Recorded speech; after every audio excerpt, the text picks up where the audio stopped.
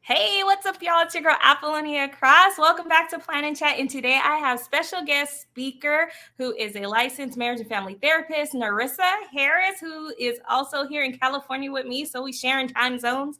Loving it. How you doing, girl? I'm good. How you doing? I am doing great. I'm excited to be here. Thank you so much for having me.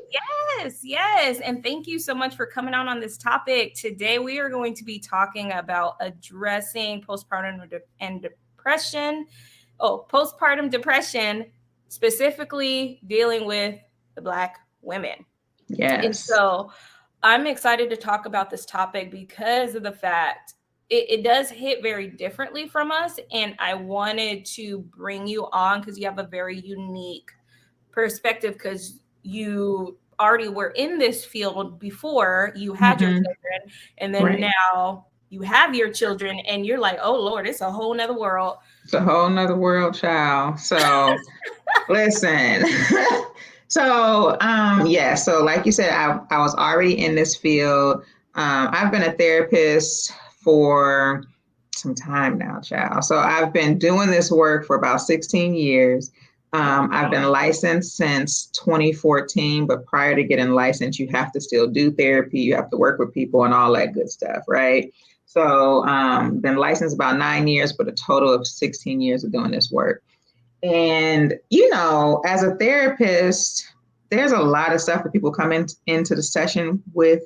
There's a lot of ways you can kind of work with people, but I've always been very Black. Okay. And so some of those things that they was teaching us in school, about being a blank slate and just how do you feel about that? Like that don't work for me. And so I started getting a little bit more like, let me do some research about like some cultural awareness when working with Black people. And so I did that for some years. I did that for some years prior. Listen, mom life be having us. So yeah, so you know what, I'm not going to apologize for this because we're both That's moms. right. We're both working on this whole work life mompreneur life balance. And Yes. so yeah, y'all might see a child or two pop in and out on occasion on both Yep. ends because it's just what it is. That's what it is. And And even if especially you don't see my child pop in, because they might, you gonna probably hear them because they loud and they be downstairs screaming and hollering. And like Apollonia is saying, we're just really trying to manage this mom life. And I think it's a lot of fakeness in social media and everything is edited out. you said And it. we don't have time to edit out No, mom life. It's too much work. there's too many So edits. it's too many. Nobody got time for that. We have other things we trying to do, like raise a family and build businesses. So Period. I ain't got I time. appreciate all of that. But no, what I was saying was, so I started doing work trying to figure out how to, just be culturally aware with Black people. I was working in a nonprofit and was really trying to get them to be aware because it was a lot of white women doing community-based work going into these Black homes. And that worked for a while until it was time for them to really do the work. And then they wasn't trying to do the work. And so I decided I was going to take agency over my own work and start working for myself. And that's kind of what I've been doing. But I got into this specific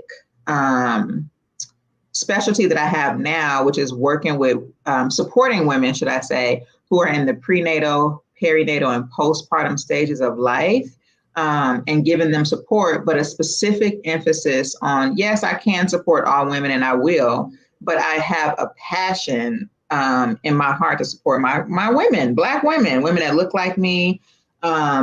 And that's kind of what I do. And so, in layman's terms, child, because I'm still just a little Black girl from the hood.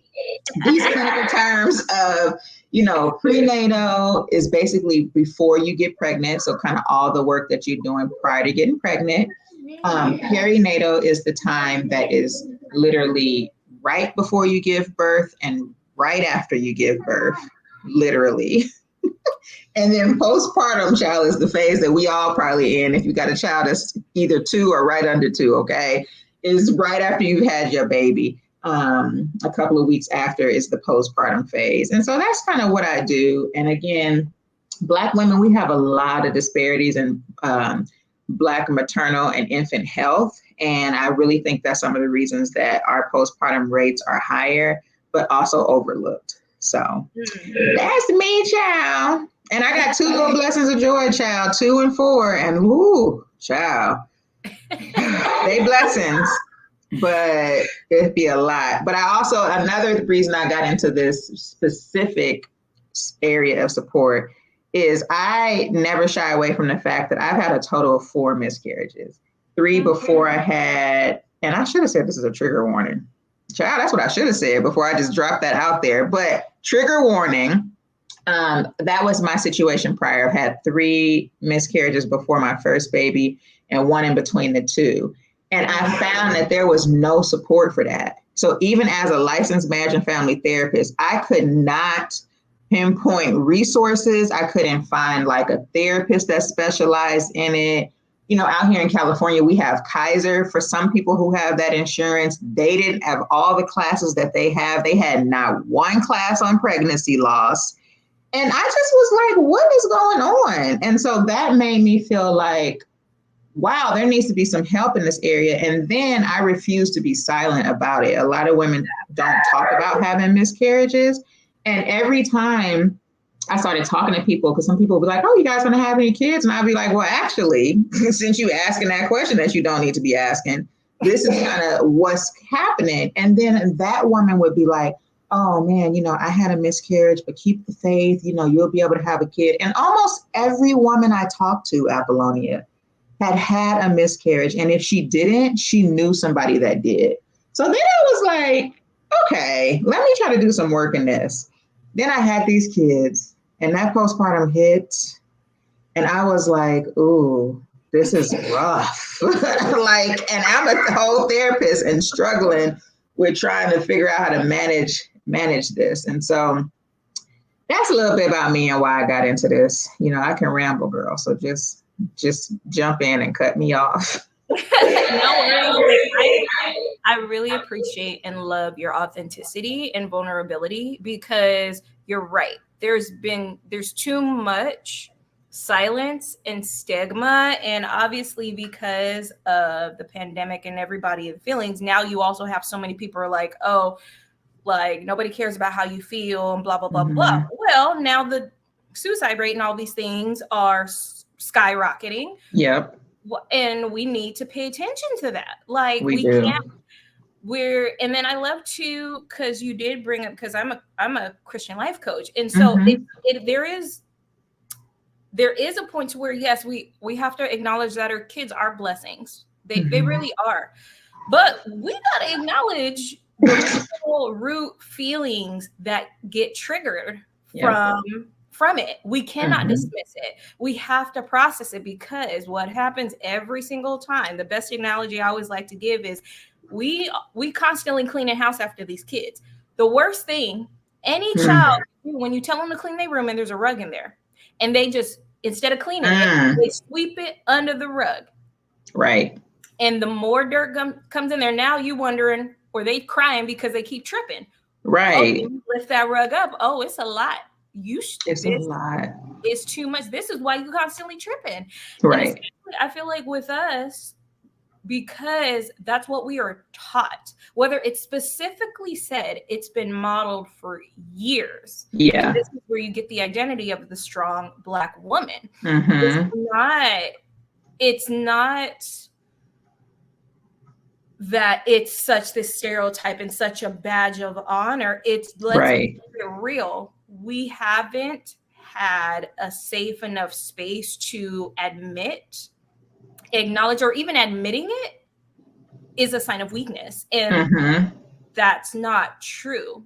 Right. At all. That's actually a sign of strength to be open and honest and vulnerable. So I really appreciate your vulnerability, because we do need to have these conversations, and exactly why I created this podcast, to bring on different mompreneurs who are in different phases of motherhood, different phases of their businesses, because we all have our own journey, and we can all learn from each other. Yeah. And it's needed. And especially like what you specialize in, specifically for Black women, we have specific challenges that we're battling.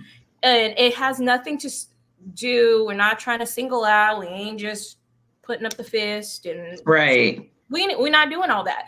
No. Right now we're just really specifically talking the real of what we going through and Exactly. why this is showing up for us. Yes. So yeah, but I would love, one of the big things that I feel that a lot of us are not really understanding is how to tell the difference when you're actually really going through postpartum depression and anxiety, or you're just kind of just having a moment. Like, yeah. And because a lot of times that's, especially as the strong Black woman, you're like, I just need a minute, I just having a moment.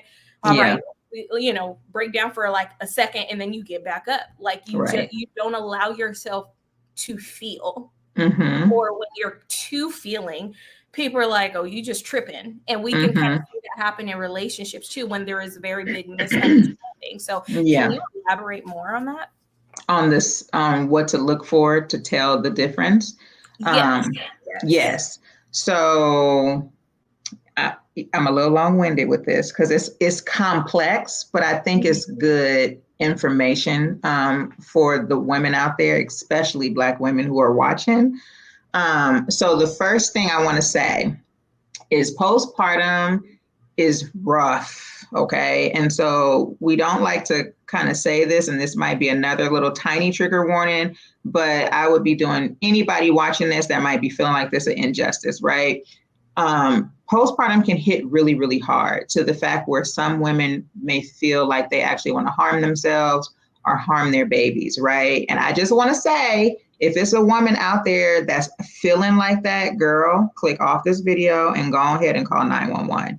That is not you not being strong. That's not something for you to fear, but like, your baby needs you, your friends need you, your family needs you. Sis, you need you, okay? And so I always say that whenever I start talking about these symptoms, because we sweep past that and then you really pay attention to what's going on kind of like in the news, and some headlines. And a lot of women are suffering with that, you know, harming themselves, harming their babies, or both. And we don't want that. Like, motherhood is hard. We can make it through, but I just want to kind of put that out there. And then the second little thing I'm going to name is, child, don't be trying to diagnose yourself. Go ahead and get you a therapist that is going to clinically diagnose you appropriately. Because when I go over these symptoms, it's easy to be like, oh, no, you know, I got this, I got postpartum anxiety, but you might not. And you really need somebody to help you sift through what you're going through, to help you really figure it out. And they might just be saying you adjusting a little bit, or they might be like, you know what, you might have a little bit of postpartum and let's work on that. So don't be on here trying to self-diagnose with university, you know, Google and all these other places, okay? It's really important to find a therapist that can help you diagnose yourself, because there's certain things that we look at. There's like a book, you know, that we have to read and code and make sure you meet the criteria. And I ain't saying that book on purpose. I don't need you trying to go to Barnes and Nobles and figure yourself out. Okay. But I mean, for those of us, you know, the self-sufficient, strong ones, I'm guilty on that one. Before I go in somewhere, I'm getting books. I'm reading all the articles. I'm looking at all the information, all the details. Yes. And then I'll finally go to somebody. Right. And it's nothing wrong with knowledge too, right? Because that's another downfall sometimes for us as Black people. Who was it? Was it Malcolm X that said you want to keep anything from Black folks, you put it in the book, right? So we do want to. That's horrible. It's horrible, but he was telling the truth, and it's so true nowadays. We have to educate ourselves as Black people, but don't do it to the point where you are self-diagnosing, right? And so just keep that in mind. But okay, so postpartum is. Sorry to cut you off. So with self-diagnosing, like, if you feel that you meet all of the criteria, so it don't matter like what category, right? Like if you feel that you're meeting all the criteria and these are the things you're experiencing, and then you finally go to the therapist, this is specifically now me going to a doctor and saying, okay, this is what it is, this and this and that. Can you help me acknowledge this is really what's going on? Or am I just tripping and I just need better manage things better? Yeah, I think that would be the start to ask, right? And I mean, you can start with your doctor. You probably will get a referral then to an outside therapist or a therapist within your network or whatever. Most of the time, the doctor is not going to be able to give you that one-on-one like talk therapy, so to speak, where you can sit, talk about your feelings. Because doctors, they be in a rush. They got a certain amount of people they got to see, but they can start the process of the referral for you to get a therapist. At the same time, as Black women, we often have to advocate for ourselves a lot. So that's one thing, which is a little later, but one issue that I feel like makes us as Black women have higher symptoms of postpartum is we get overlooked. Even with the assessment questions and the screening questions after you have a baby, one, we might not want to be honest on there because it's the system and you know how the system do us. But two, even if we are, I'm just saying, even if we are honest, they might not take us seriously. And so then they may brush past what we put on the assessment. So with that in mind, you may have to advocate for yourself to get a therapist, right? If you have insurance, call that number on the back of your card and simply say, I want to find a therapist, a mental health therapist that can assist me. And I think I might have some symptoms of postpartum, right? And they can match you up with somebody. Don't be fearful of the term mental health therapist. It don't mean you crazy. It don't mean something going on like, you ain't got it all together. Listen, we all need to talk to somebody. And I sometimes feel like if you find the right therapist, it is no different than talking to somebody when you're going to get your hair done at the beauty shop, or when you're going to get your nails done, or you talking to your cousin or your mama or your auntie, right? If you have the good therapist, the difference is they are trained with a clinical eye to guide you into how to manage those symptoms, right? Mm-hmm. And so those symptoms for postpartum depression, I'm just going to look at my notes, make sure I don't miss anything, but most of the time it's loss of interest in some of the activities that you used to be interested in. You may be sleeping too much or sleeping too little. You might not have an appetite. It might be hard to keep up your hygiene and like your physical appearance. You may feel like hopeless. Again, I talked about earlier, wanting to harm yourself or your baby. And then it's impairing your functioning, right? You might also have some irritability and a little bit of frustration. I don't like to say anger, even though that's what the criteria says. But when talking about Black women, I'm not trying to describe us as no angry Black woman, but the criteria specifically says irritability and anger, but I always change it to frustration. So that's for depression. And I'm going to get into how to tell the difference in a second. But let me just tell y'all what postpartum anxiety symptoms are, because a lot of times we don't talk about postpartum anxiety, and it's a thing. Like, it's a thing. Like, and it affects a lot of women. But it's often worrying about things and having a really hard time controlling that worry, right? Also showing up as like irritability and frustration. But the big thing is just like really worrying a lot more often during the week than not. So like if it, 7 days in a week, this is not a real number per se to go off of, but 7 days out of the week, you might worry 5 of those days, right? And so that's like a lot of worry if you almost worrying every day. The thing I like to tell people is what we have is two things to distinguish if you are having postpartum or if you just adjust into this baby or having a moment. You got to look at your baseline, because a lot of these symptoms are just symptoms. I just had a baby. No, I don't want to go hang out with you. It is real hard for me to like take these sweatpants off because I've been breastfeeding all day. So no, my physical upkeep might not be the best. Yes, I'm going to sleep more than I need to because I'm tired and I was cluster feeding this baby all night. Or maybe I'm not sleeping because I'm cluster feeding this baby all night.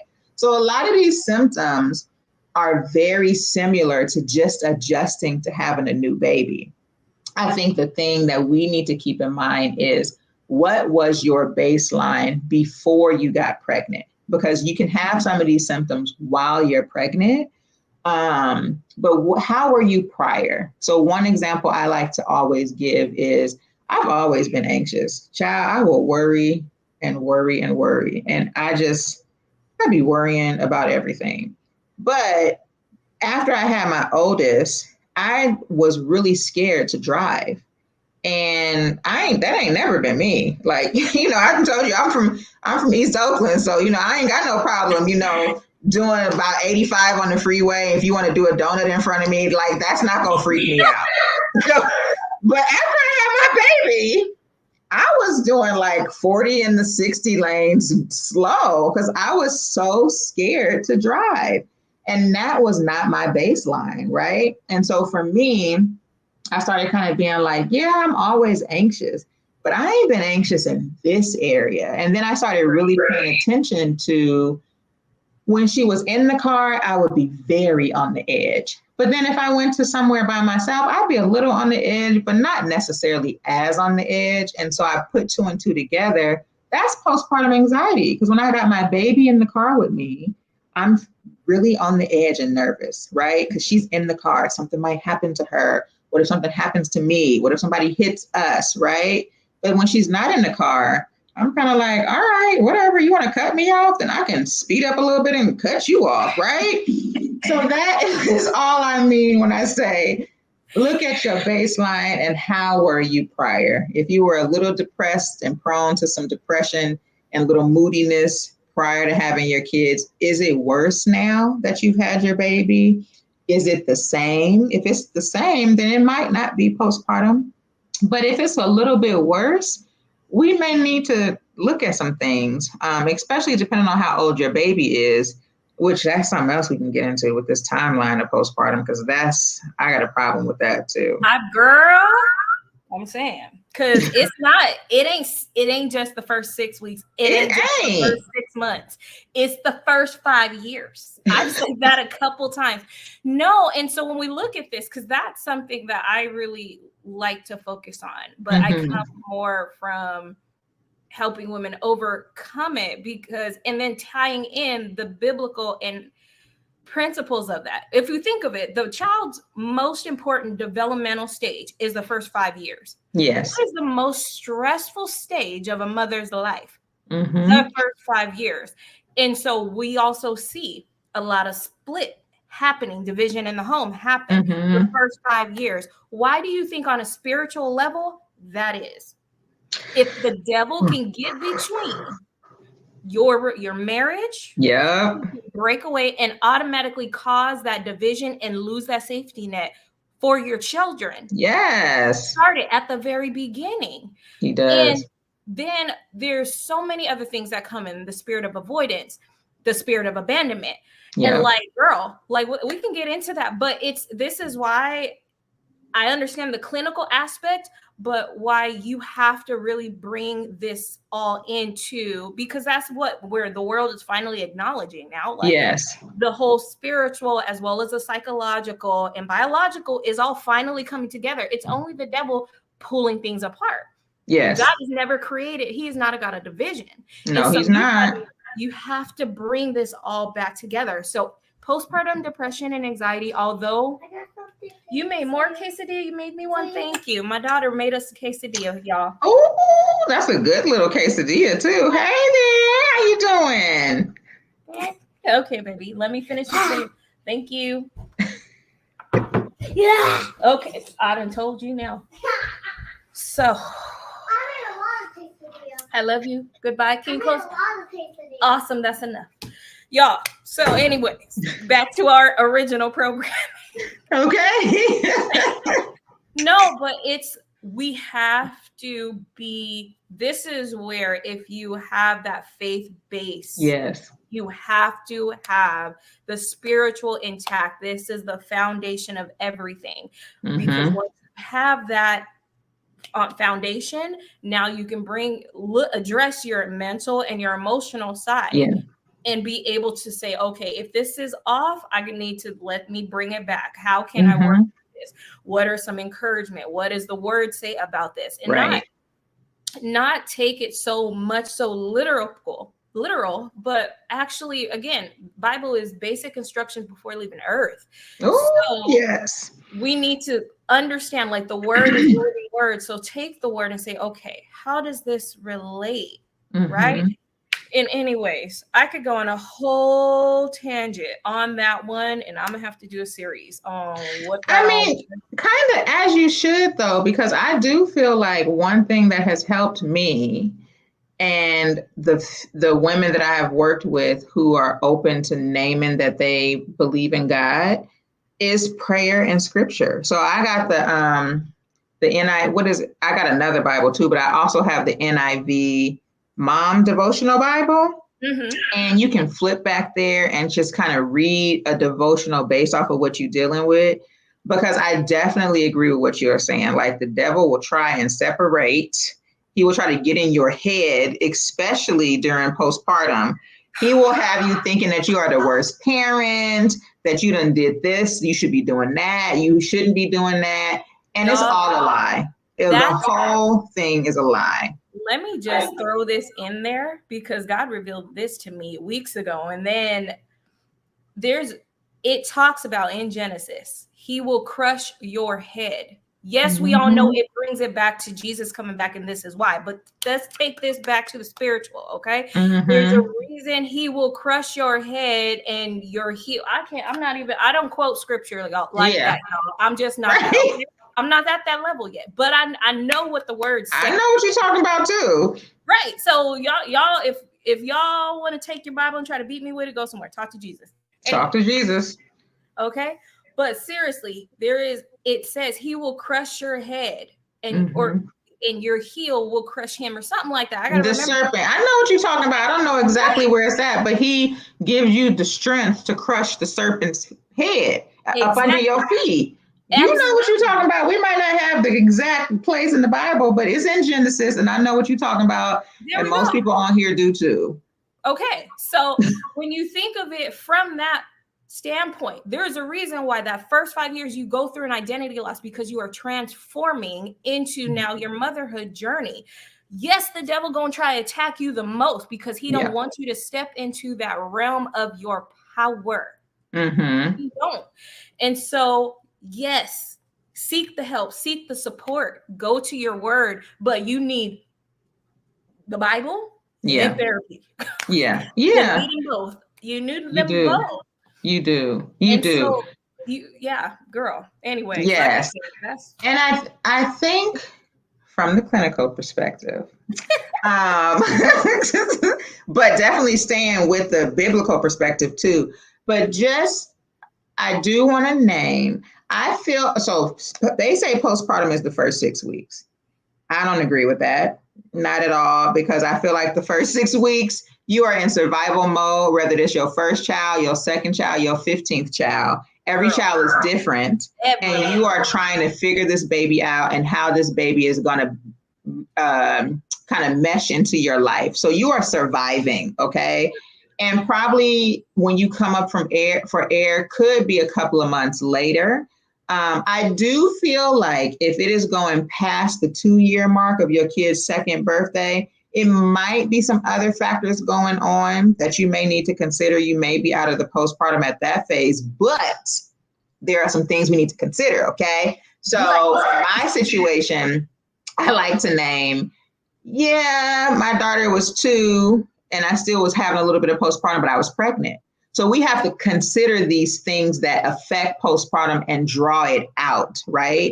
So you have your hormones. If you are breastfeeding and then you one of those moms that decided to breastfeed a little bit past a year, then when you stop breastfeeding, that's a drop in hormones and that fluctuates and affects your mood. Even if you don't breastfeed, right? For a little bit of time, let's just be blunt, your cycle is not going to come back. So when it does come back, that is a spike in different hormones, right? If you happen to, yes, that's a whole podcast for another day, child. Ooh, but one other thing too is if you are breastfeeding and then you stop, your hormones drop, but then your cycle comes back, and that's another fluctuation of hormones. Or if you happen to be the mom who is I felt cursed with my second baby was breastfeeding exclusively. And my cycle came back like 3 months later. And I was like, what is this? And that's that's like a combination of all kind of hormones. And so if we think about that, and then we get our body regulated, but then we get pregnant in a year or two, right? Now we have another surge of hormones. And then we have this baby and we're back in postpartum. So I think that's where your theory of the first 5 for moms that have kids within 5 years of each other, you are still in this cycle of postpartum because you're pregnant, you gave birth, hormones drop, hormones change, hormones regulated. Oh, I'm pregnant again. Hormones rise, hormones drop, hormones regulated, and so for moms with stair steps, you can be in this phase of hormonal dysregulation for years. Years. So I think that affects postpartum as well. And then I can get on a whole tangent about why I think postpartum is really rough for Black women, but let me know when you're ready for that spiel. Yeah. So we do got a time limit. I know. That's why I was like, let me know. Yeah, no. But yeah, no, like, because it is a legitimate issue, right? And so, because someone's at the door. Okay, thank you for letting me. So apparently that the doorbell is the door. Thank you so much, baby. Okay, all right, I'll get the door in a minute. All right, so we don't have to reconvene on a part 2. We are. Yeah, this was a great conversation, and I really appreciate you coming on. No problem. But I hope, girl, but I hope for this episode, you guys at least got a lot of value in some of the things that we were saying, and especially what Narissa was bringing in the clinical side, because it is important and to really not self-diagnose over clinical diagnose. Because there are some things you can just not completely be sure of, and you need to figure out the right way to process it and also seek the right help. Seek the right help. Be so in your head and just completely lost. So definitely appreciate you for bringing in that aspect. And yeah, so if you guys are interested in connecting with Narissa, furthermore, you guys can go to her website at bloomintoyourself.com. And also, I've already posted our Instagram links here that you can reach us on going forward. And I'm also going to make sure to post more links in the description below. All right. So thank you so much again, Narissa, for hopping on. And I'm so sorry to have you. But let us know if you guys want to do want us to do a part 2. Yes. Comments. Thank you so much for having me. Listen, this is real life, okay? So I appreciate being able to be here and be real and authentic in all the moments. So yes, thank you so much. All right, I will talk to you later, and I hope you have a great rest of your day. You too.